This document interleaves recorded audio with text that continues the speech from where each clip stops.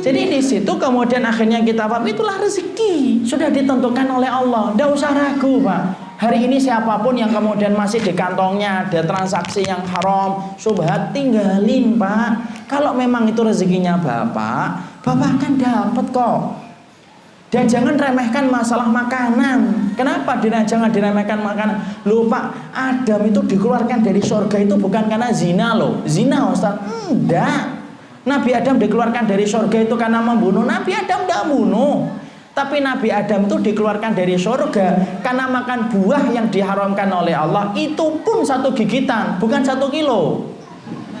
1 gigitan tok. Kemudian Allah jadikan dia telanjang, diturunkan oleh Allah, dipisahkan dari Hawa 200 tahun, Pak. Baru ketemu setelah 200 tahun itu di Bukit Arafah. Dan itu kemudian masih menjalani sisa-sisa hidupnya yang panjang itu dalam kesulitan itu.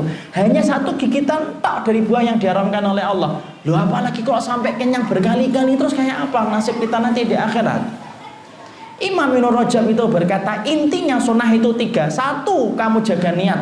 Tidak ada perkataan dan perbuatanmu kecuali adalah untuk Allah. 2, jaga perkataan dan perbuatanmu itu dengan dalil. 3, jaga dari makanan haram. Bapak kalau ngikutin 3 ini, Bapak itu sunnah. Siapapun ustadznya dan apapun radionya. Ya. Gemes saya kalau kemudian mengatakan kalau yang lain tidak sunnah itu nggak gampang urusan kayak gitu. Itu namanya vonis berat di sisi Allah. Makanya kemudian disitulah kita akhirnya paham, disitu kita ngerti loh masalah mati itu ada kaitannya dengan rezeki. Makanya tidak usah ragu. Makanya kemudian kita akhirnya mendapati ada kisah nyata lagi yang saya pernah baca di blog salah satu ikhwan ketika dia mampu meninggalkan pekerjaan yang haram itu. Dia itu asalnya akan meninggalkan haram. Dia nanya ustadz itu, saya baca di blognya itu. Dan dia tahu profesi dia itu minimal syubhat. Kemudian akhirnya apa? Maju mundur Pak. Takut miskin kan? Siapapun dari kita pernah kena bisikan setan, asyaitanu ya'idukumul faqra. Setan itu nakutin kamu jadi miskin. Maju mundur gitu. Sampai Allah kirimkan 1 hidayah, 1 sinyal, 1 kode keras. Bapaknya koma. Ditunggu itu bapaknya ketika koma, Pak. Lama berhari-hari sampai 1 waktu bapaknya bangun dari koma. Bapak tuh yang diminta apa? Es krim, Pak. 1 contoh. Langsung dia kemudian konsultasi sama dokter. Dokter ngizinkan, sudah kasih aja makanan es krim itu. Kasih es krim, disuapin sampai habis. Kemudian beberapa waktu kemudian akhirnya koma kembali sampai akhirnya meninggal dunia. Habis menguburkan bapaknya, mantap dia meninggalkan yang haram itu, Masya Allah. Apa yang beliau tuliskan di blog itu? Loh, kalau rezeki bapak saya es krim saja, bapak saya koma loh. Loh, es krimnya belum. Bangun dulu, bangun. Ini es krim belum datang nih, belum dapat nih.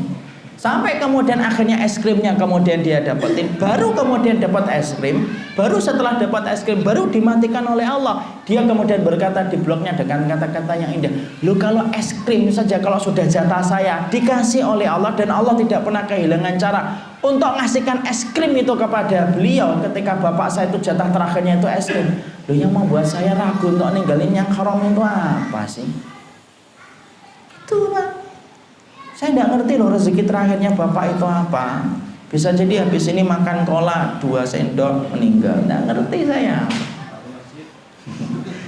Habis makan nasi kita tidak ngerti, habis makan nasi kita tidak paham Pak. Bisa jadi minuman, tidak usah ngambil aqua gelas ya Pak, hati-hati Pak ya. Karena kemudian bisa jadi itu kemudian menjadi rezeki kita yang terakhir. Tapi ingat, Allah tidak akan pernah matikan seseorang sampai kemudian Allah sempurnakan rezekinya. Jadi tenang Pak, sama Pak. Nanti kalau Bapak ngasih tahu kepada anaknya pekerjaan, nih loh nak, kerjaan kamu itu yang halal-halal tuh ini 1, 2, 3, 4, 5. Ini red line-nya, ini garis merah. Kamu jangan cenah untuk ngajukan kemudian apa itu pekerjaan di tempat ini. Sampaikan Pak, itu kewajiban Bapak untuk menjaga anak-anak kita dari api neraka.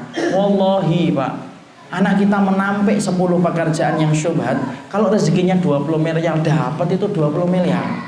Tidak usah khawatir kita. Tapi anak kita kalau jatahnya cuma 100 juta, walaupun bergelut dengan yang haram dari jam 7 pagi sampai jam 9 malam, Kalau rezekinya cuma 100 juta ya cuma 100 juta. Lu ngapain kita ragu? Allah sudah menjamin dunia. Kita yang belum dijamin oleh Allah itu satu, akhiratku dan akhirat.